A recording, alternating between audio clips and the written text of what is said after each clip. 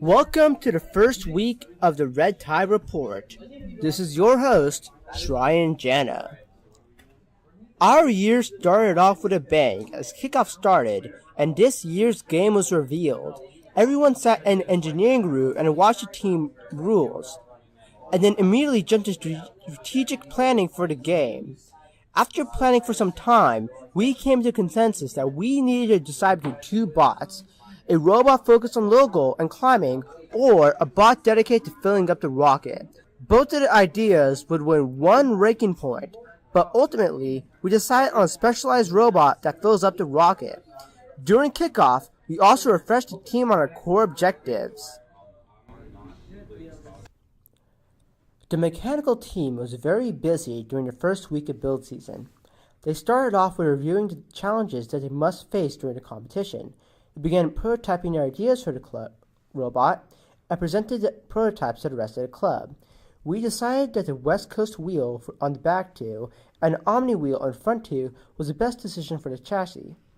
After the teams presented their ideas for the robot, the club took a vote on different aspects of the robot that they want included in the final design. The mechanical team is currently working on building different types of the prototypes and building the field. The competition field is an exact copy of the first competition course that the robot will train on. While some people are constructing the field, the majority of mechanical is building different types of intake mechanisms and are debating which designs will be the most advantageous. The programming team got an early start on planning the autonomous portion of the competition. During the first 15 seconds of the match, the drive team's vision will be completely covered, so the robot has to be completely autonomous or controlled with a camera. The programming team began planning what tasks our robot will complete during the autonomous portion.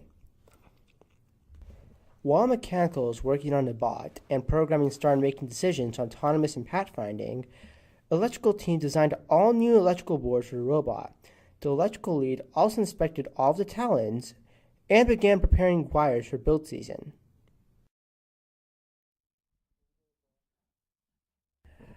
Design was especially busy during this week because they needed to design the robot for the rest of the team to work on. They finished CADing the chassis and almost finished the arm. Now that the chassis has been completed, they're moving on to CADing the electrical board as well, and intake design is on hold as we wait for the final plan for intake. Overall, design was very efficient in getting a basic plan and design completed for the robot subsystems. While the rest of the team was working on bot-related activities, the business team focused on other important parts of the team.